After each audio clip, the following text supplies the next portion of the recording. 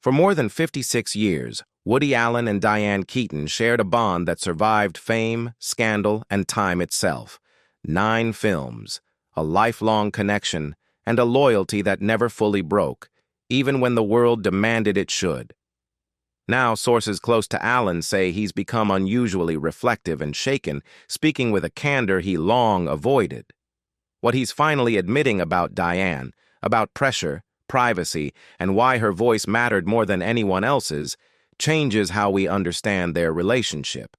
And once you hear it, you may realize their story was never just about movies, but about something far deeper. This was never just a story about a director and his actress. It was about a connection so tangled and human that it couldn't survive as a romance, yet refused to disappear. For years, the public saw their relationship through the soft glow of Annie Hall, romantic, witty, controlled. The reality was far messier. Diane Keaton stood by him when others walked away, defending him even when it came at a personal cost. Now, late in life and facing his own mortality, Allen is finally speaking less like a filmmaker and more like a man reckoning with regret, about the woman who steadied him, the love he couldn't keep, and the truth he never fully admitted. Their story began in 1969, when Allen was casting Play It Again, Sam. After dozens of auditions, Diane Keaton walked in. 23 years old, awkwardly dressed, speaking in a way that made little sense but felt unmistakably sincere. Allen later called her adorable, funny, and completely original. What he didn't say publicly, friends now reveal, is that she terrified him. She was everything he wasn't. Light where he was dark, spontaneous where he was anxious. He cast her instantly, not just for the role, but because he couldn't imagine letting her walk out of the room. They fell into a relationship almost immediately. Friends doubted it would last. He was cerebral, controlling, and relentlessly analytical. She was open, joyful, and unguarded. Yet for a time, it worked. Those early years were among the happiest of Allen's life. With Diane, he felt seen, not as a public figure, but as the insecure man beneath the persona. She found wonder in ordinary moments, a quality he admired but could never truly adopt. Living together exposed the fractures. Allen tried to shape her, her thoughts, her tastes, her clothes, believing refinement was love. Diane resisted quietly by remaining herself. She smiled through corrections, wore what she pleased, and refused to become a character in his script. Their arguments were never loud, but cutting. Allen dissecting, Diane disarming him with a simple truth: "You think too much." It infuriated him because it was true, and because, for the first time in his life, he had met someone he couldn't control. The breaking point came in 1971. Francis Ford Coppola was casting The Godfather, and through industry connections, Diane Keaton landed an audition for Kay Corleone. She nearly turned it down. Allen dismissed the opportunity outright, telling her it was a gangster movie and insisting she stay in New York to work on Play It Again, Sam with him. But something pushed her to go anyway. Curiosity, instinct, perhaps the first quiet act of independence. She got the role. Later, she would joke publicly that she accepted it without even reading the script, saying, "How bad is that? I didn't even really read it. I just needed a job." Those close to the couple understood it was more than that. She needed space. When Diane told Allen she was taking the part and that she'd be in California for months, missing his film, he didn't argue. He withdrew.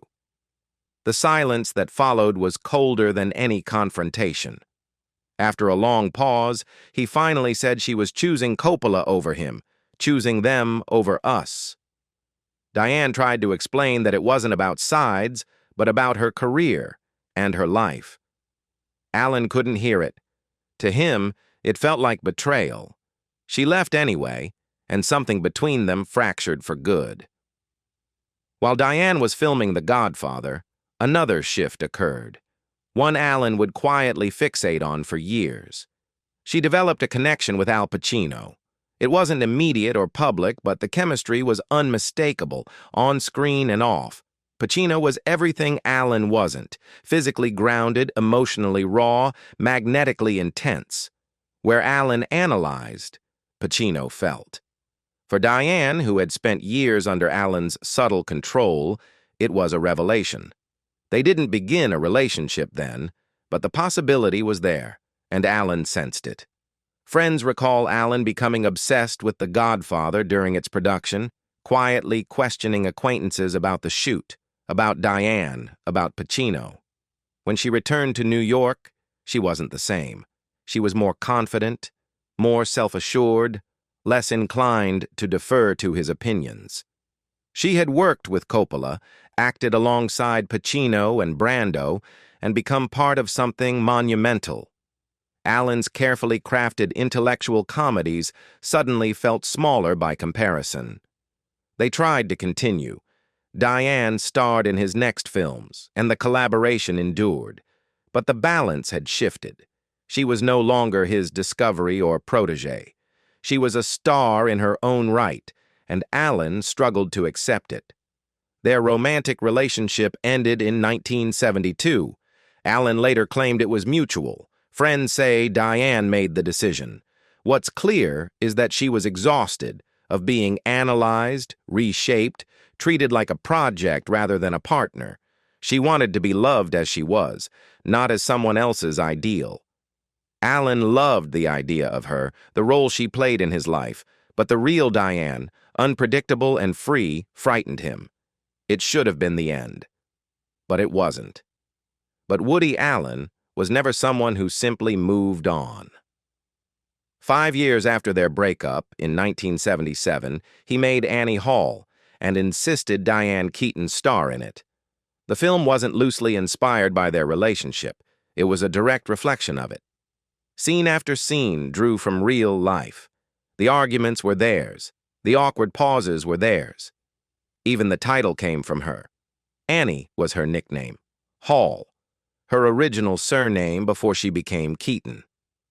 Alan wrote the role so precisely for her that no one else could have played it.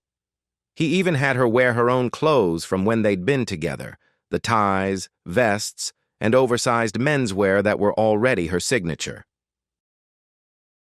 By putting their relationship on screen, Alan exposed every private detail and asked her to relive it publicly. Some called the result genius. Others saw it as exploitation. Diane later described it as strange and painful, but she agreed to do it anyway. Despite everything, she still trusted him as a director. She believed in his vision, and perhaps part of her wanted to preserve what they'd had, even if only through the distorting lens of his art. The film became a cultural landmark. It won Best Picture. She won Best Actress. And suddenly the world believed it understood their love story.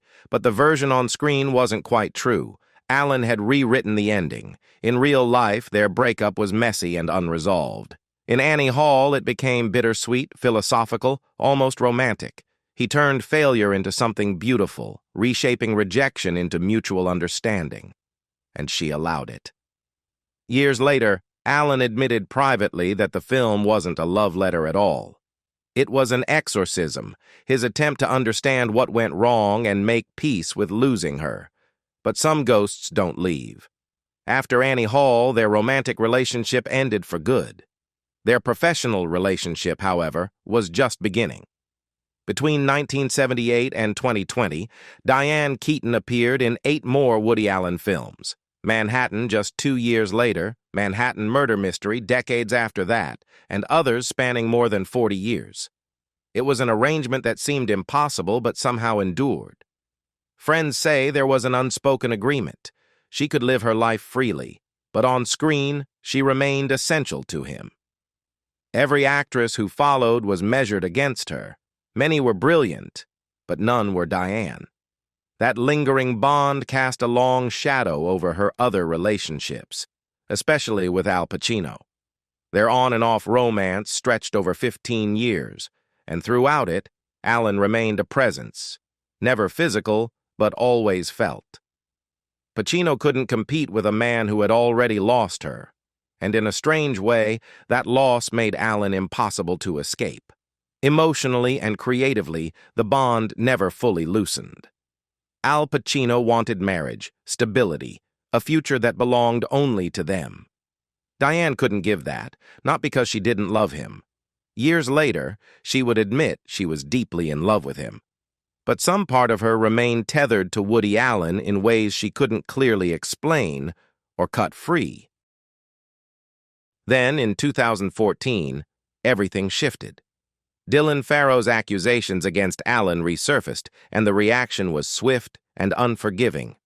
As the Me Too movement gained force, Hollywood distanced itself almost overnight. Former collaborators issued statements or went silent. Awards stopped acknowledging him. By 2018, Allen had become untouchable. Everyone walked away, except Diane Keaton. In January 2018, she posted a short message that would redefine her public image. "Woody Allen is my friend, and I continue to believe him." 13 words that detonated careers, friendships, and goodwill. She was publicly condemned, accused of enabling, and targeted by industry peers. Projects quietly disappeared. Calls stopped coming. Her loyalty became a liability. In 2023, 5 years into the controversy, Diane Keaton gave an interview that only intensified the backlash. Asked whether her work with Woody Allen had overshadowed her career, she answered plainly that she was proud. Proud beyond measure. Then she went further, dismissing what she called survivor culture and saying people needed to get over it. The response was immediate and unforgiving. She didn't apologize, clarify, or retreat. What puzzled many was the depth of her loyalty. She hadn't been romantically involved with Allen for over 50 years. He never asked for her defense and never demanded her support. She chose it herself, fully aware of the cost. After knowing him for decades, seeing him at his best and worst, she simply did not believe the accusations. Whether that judgment was right or wrong, it was deliberate, and she paid for it willingly. Throughout 2024, Diane Keaton's health declined rapidly, though almost no one knew it. She kept her condition fiercely private, even from close friends.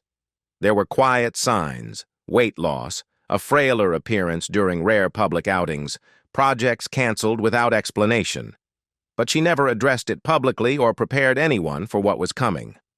On the morning of October 11th, 2025, emergency services were called to her Brentwood home. She was taken to Providence St. John's Health Center in Santa Monica, where she was pronounced dead hours later. Diane Keaton was 79. The announcement described her death as sudden. When Woody Allen received the news, sources say he was stunned into silence. He reportedly asked, "I didn't even know she was sick. How is that possible?" For someone he had known for 56 years, worked with 9 times, and relied on when the world turned away, the realization that he hadn't known she was dying hit him hard. He had been consumed by his own isolation and battles, never seeing that she was facing something far worse. The funeral was small and private, attended only by family and a few close friends. Allen came quietly, masked and hunched, carrying a framed photograph from 1970, one of the two of them laughing on the set of Play It Again, Sam. Several attendees later said the image broke them. Meryl Streep, who was present, told a friend that Allen cried uncontrollably, not composed tears, but deep, shaking sobs. No one had ever seen him like that. Known for intellectual distance and emotional control, Allen unraveled in the days that followed. It later emerged that he had written Diane a long letter, one filled with admissions he had never spoken aloud. He wrote it too late. She died before he could send it. In private conversations afterward, Allen began confessing truths he had avoided for decades. He admitted he had been too controlling, that she was too free for him to contain. He said he loved her, but loved the idea of shaping her even more. That wasn't love, he told friends. That was ownership, and she was right to leave. About Annie Hall, he made a rare admission. The film was not the truth of their relationship, but his fantasy version of it. He gave her an Oscar, he said, but she gave him everything else, the credibility, the emotional depth, the soul of his work. Without her, he believed, he would have remained a clever man making clever films, nothing more. His greatest regret, repeated again and again, was simple. I should have just let her be. He should have loved her as she was, instead of trying to improve what never needed fixing. Of her public defense of him during the accusations, his words were blunt. She believed him when no one else did. She stood by him at immense personal cost, without being asked. That loyalty, he said, was who she had always been, stubborn, principled, unmovable. Just as she once refused to let him reshape her, she refused to let the world reshape her at the end. Their last phone call, months before her death, stayed with him. She told him she had no regrets, not about the relationship, the films, or defending him. She accepted it all without analysis or bitterness. That was Diane. At 89, what Alan wants people to understand is this. Annie Hall was not the truth. Diane Keaton was better than any character he ever wrote. She saved him far more than he ever saved her. Their story defies easy labels. Not quite romance, not quite friendship, something deeper, messier, more human. She was his muse, his conscience, the one who got away. He was her mentor, collaborator, the man she never fully erased even after leaving him.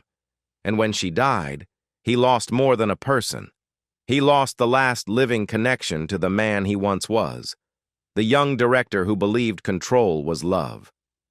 Diane Keaton's legacy reaches far beyond awards or films. She gave his work its heart.